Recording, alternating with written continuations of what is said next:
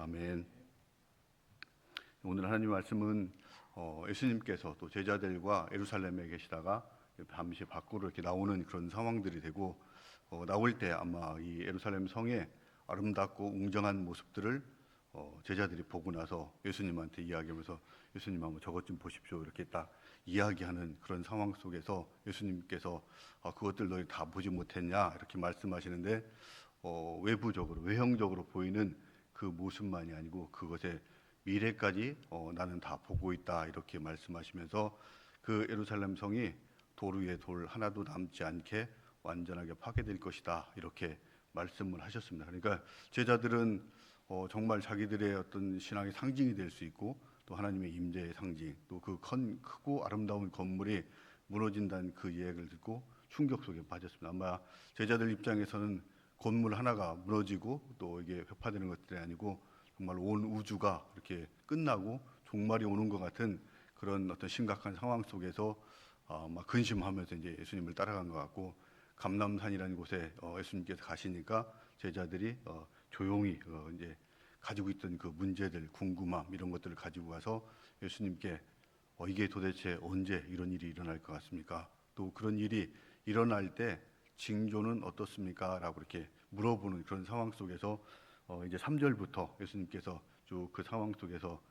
질문을 받고 4절부터 답변을 해주시는 그런 상황이 되겠습니다. 그래서 제자들은 이제 두 가지를 물어봤는데 이게 언제 옵니까? 그 다음에 그때 징조가 무엇입니까? 이렇게 두 가지를 물었는데 앞에 시기, 때 이거에 대해서는 우리가 잘 아는 대로 예수님께서 답변을 하시지 않고 뒤에 이제 징조들만 이야기하시는데 시기와 때와 관련돼서는 아마 예수님도 이게 하나님의 주권이기 때문에 내가 이야기할 수 없는 그런 상황 또 아시지 못하기 때문에 말씀하시지 않은 그런 부분들이 있을 것 같고 그 다음에 그걸 설령 제자들에게 알려주더라도 아마 그런 것을 알고 난 다음에 제자들의 행동이 아마 믿op지 않으니까 그렇게 하셨을 것 같습니다. 아마 그런 종말의 때를 온다면은 아마 어떤 사람들은 광신적으로 이렇게 행동할 수 있는 그런 사람들도 있고 또 그런 상황 속에서 방종이나 나태 뭐 이렇게 포기하고 나갈 수 있는 그런 상황도 올 수 있다고 염려하셨기 때문에 예수님은 그런 때에 대한 이야기는 안 하신 것 같고 우리가 종말의 징조를 우리에게 이렇게 말씀해 주시면서 그 징조 속에서 우리가 어떻게 준비하고 나가야 되는가 아마 이 부분에 더 관심을 가지시고 그 시기보다는 징조에 방점을 두고 답변을 해주신 것으로 이렇게 보입니다. 그래서 종말의 때에 어떤 일이 일어나는가 하는 제자들의 질문에 예수님은 쭉 말씀 14절까지 말씀해 주시는데 주로 한 네 가지 정도 이렇게 정리가 될 수 있는 것 같습니다. 첫 번째는 거짓 그리스도가 나타난다 이렇게 말씀하고 계시면서 5절에 보면은 많은 사람이 내 이름으로 와서 이르되 나는 그리스도라 이렇게 할 것이다고 이렇게 말씀하시고 또 많은 사람을 그 사람 온 거짓 그리스도가 미혹할 것이다 이렇게 이야기하면서 거짓 그리스도가 나타나는 것들이 종말의 첫 번째 징조가 될 수 있다 이렇게 이야기를 하고 계십니다. 그다음에 두 번째는 이제 6절, 7절에서 이렇게 쭉 말씀하시는 난리 또 난리에 대한 소문 이런 것들이 흉흉하게 막 퍼져 나갈 것이다 이렇게 하고 또 나라가 나라에 대적하고 또 민족이 민족에 대적한다면서 이런 나라와 또 민족끼리 전쟁이 크게 일어나고 많이 일어날 것이라는 것들을 말씀하시고 또 지진과 기근 이런 현상들이 심각하게 해서 사회적으로 매우 혼란한 상황이 올 것이다 이렇게 말씀하고 계시는 부분들이 있겠습니다. 세 번째로 또 말씀하시는 것들이 9절, 10절 이렇게 말씀하시면서 환란 이게 저희들에게 오는 환란과 박해 이런 것들이 많이 올 것이다 이렇게 말씀하시면서 그때의 사람들이 너희를 환란에 넘겨주겠으며 너희를 죽이리라 또 너희가 내 이름 때문에 모든 민족에게 미움을 받게 되는 그런 일들이 있을 것이라고 말씀하시면서 환란과 박해가 우리 가운데 임할 것이다 이렇게 말씀하십니다. 그다음에 이제 마지막 네 번째로 말씀하시는 것들이 천국복음 14절에 있는 것들처럼 천국복음이 모든 민족에게 증언되기는 그때에 우리에게 그 종말이 올 것이다 이렇게 말씀하시면서 그런 것들이 다 이루어졌을 때 이런 네 가지 조건들이 온전하게 됐을 때 종말의 때가 올 것이다 이렇게 말씀을 하고 계신데 이제 우리가 이런 성경의 말씀들을 해석할 때 이 네 가지로 말씀하신 그런 것들을 문자적으로 이렇게 보는 해석하는 그런 입장도 있는 반면에 예수님께서는 이거를 비유적으로 말씀하신 것이다 하시면서 거짓 그리스도가 오는 것들이 한두 명의 뭐 이렇게 저희들을 막 선동하고 나가는 그런 이단이나 거짓 그리스도가 오는 그런 상황들이 아니고 우리 가운데 이미 자리 잡고 있는 그리스도를 대신할 수 있는 물질이라든지 또 우상 숭배 이런 것들이 우리 가운데 가지고 있는 성공주의라든지 이런 것들이 들어와 있는 그런 우상들이 들어오는 자체가 거짓 그리스도가 될 수 있다 이렇게 보는 견해들도 있고 그 다음에 이 땅에 있는 전쟁 또 이 환란 전쟁이나 기근 또 지진 이런 것들과 관련돼서도 이런 난리나 전쟁 이런 것들이 실제 나라 간에 일어나는 그런 전쟁들을 이야기하는 것들이 아니고 사람과 사람 사이에서 서로 싸우고 대적하고 하는 분열하는 그런 모습들이 많이 일어나는 것들 그 다음에 뭐 지진 이런 것들도 마찬가지예요. 우리가 이 땅 가운데서 추구하고 나가는 기반이 튼튼하지 않은 참된 것이 아닌 그런 진리들이 흔들리고 세상의 풍조들이 자유롭게 막 흔들려가는 이 불확실성 속에서 또 혼돈의 상태로 가는 그런 모습들을 보여주는 것들이다 이렇게 하는 또 비유적으로 볼 때는 그런 부분들을 이야기하고 또 박해와 또 관련돼서도 우리 가운데에서 실제 이 뭐 죽어 나가고 이렇게 번져지는 것들도 있지만 세상 사람들이 예수 그리스도를 부인하고 받아들이지 않고 저희들이 복음을 전하고자 할 때 그것들을 거절하는 그런 모습들이 바로 예수님께서 말씀하신 그런 박해의 상황들이다 이런 것들을 말씀하시고 그 다음에 천국 복음이 전해지는 것들도 마찬가지 온 세상까지 모든 사람에게 다 복음이 전에는 실제적인 그 시간 이런 것들보다는 우리가 이 땅 가운데서 전해야 될 복음이 모두에게 다 전해져서 정말로 예수 그리스도를 통한 이 구원의 사역이 다 끝난 그런 때를 이렇게 의미한다 그런 것들을 주장하는 것들은 이제 비유적으로 해석하는 그런 부분들이고 근데 이제 그러면 우리는 어떻게 봐야 되냐 할 때 사실은 이런 양극단적인 해석보다는 이 두 가지를 같이 이중적으로 보면서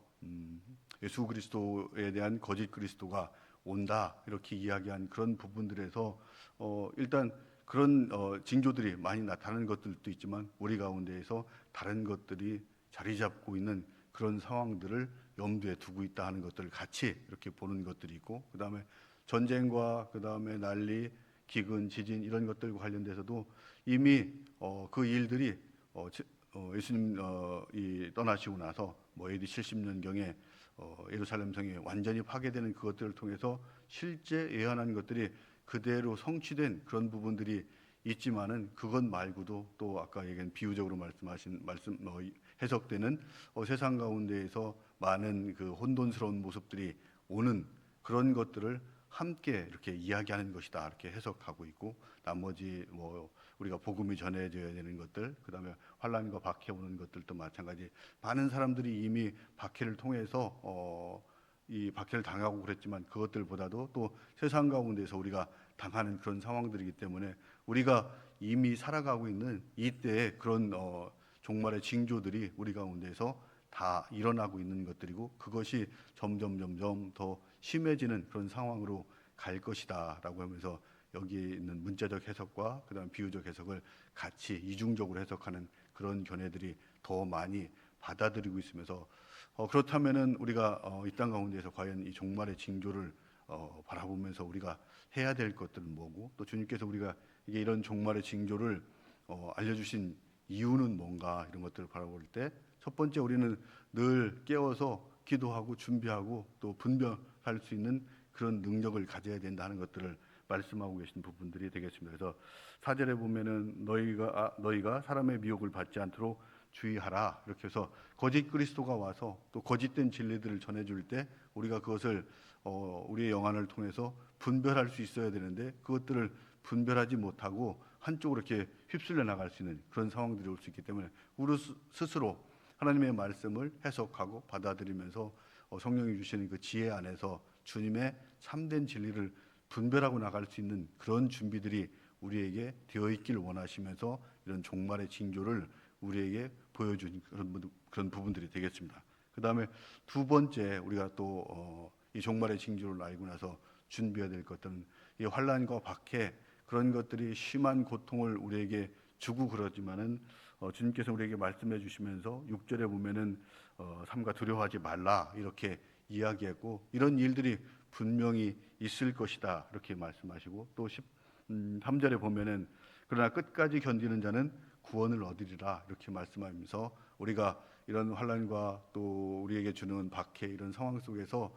절망하고 포기하고 또 떠나지 말고 그 자리를 지키면서 그 사명들을 잘 감당해라 이렇게 말씀하시고 우리가 또 그렇게 할 수 있는 이유들은 우리의 힘과 능력이 아니고 성령이 주시는 도우심과 인도하심 속에서 그 일들을 감당할 수 있다는 그 확신 속에서 주님과 동행하면서 우리에게 오는 환난과 인내들을 잘 감당하고 나가라 하는 메시지로 또 우리에게 그 종말의 징조를 주신 그런 부분들이 있다 이렇게 보여집니다.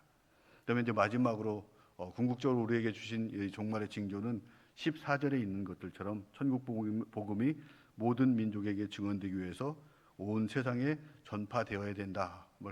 말씀하시면서 그 때가 되었을 때 정말로 우리에게 말씀하신 그 세상의 종말이 올 수 있다 이렇게 말씀하시면서 우리가 이 땅 가운데 살아갈 때 주님의 오시길 기다리고 있다면은 정말로 그 재림의 날을 위해서 우리가 지금 전하고 있는 그 복음의 사명들 이것들을 우리가 잘 감당해서 온 땅에 주님의 복음이 전해질 때 그것이 올 수 있다 이것들 말씀하시면서 이 세상의 끝날 징조 종말 이런 것들이 믿지 않는 자들에게는 두렵고 떨리는 그런 시간들이지만 우리에게는 다시 온전케 해주시는 그 주님을 기다리는 기쁨에 따르는 것들을 기억하면서 우리가 늘 깨어서 또 기다리면서 또 그 다음에 환난과 박해도 성령과 동행하면서 이기고 그것들을 증언하고 나가서 또 세상 사람들에게 주님이 살아계시고 또 다시 오신다는 그런 기대 속에서 주 안에서 함께 평안을 누리고 나가라 하는 의미에서 우리에게 종말의 징조를 주신 것들이지 두렵고 떨리고 거기에서 우리가 아까 예수님께서 걱정하신 것들처럼 동요하고 또 아니면은 나태해지거나 방종하는 그런 삶을 원하시는 것들이 아니다 하는 것들을 기억하면서 우리가 정말로 깨어서 종말의 때를 기다리는 저와 여러분들이 되었으면 좋겠습니다. 말씀을 기억하면서 함께 기도했으면 좋겠습니다.